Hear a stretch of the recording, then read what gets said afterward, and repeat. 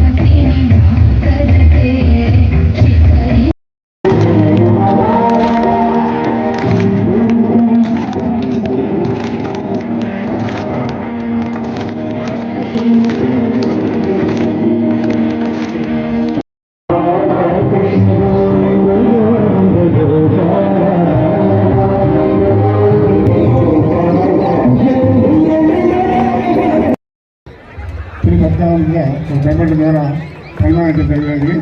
ఆ సన్మానం అందుకునేందుకు గురువు గారికి మరొకసారి ధన్యవాదాలు తెలియజేసుకుంటూ ఇదే అవకాశాన్ని మాకు కొనసాగి వస్తుందా మేము సందర్భంగా గురువు గారిని కోరుకుంటున్నాం. Thank you. జరుగుతుందా నేను ఎక్కడ కూడా సన్మానం కానీ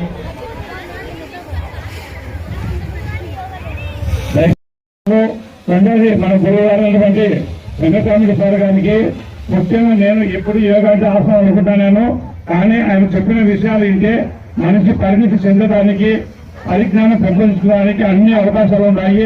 దయచేసి ఏదైనా ఉంటే కదా మనం కానీ సార్ దగ్గర నెలకు 10 రోజులు వీలును పోతే మనం మారడానికి చాలా అవకాశం ఉంటుంది. కాబట్టి దయచేసి ఇక్కడ చెప్పిన విషయాలు ఎంతో కొంత పాటించితే మనిషి పరివర్తన మారి సమాజానికి ఉపయోగపడాలి. కాబట్టి ఈ సందర్భంగా ఈ గురువారి యోగ గురువారు అయినటువంటి శ్రీ వెంకటరామిరెడ్డి సార్ గారికి నా ప్రత్యేక పాదాలు.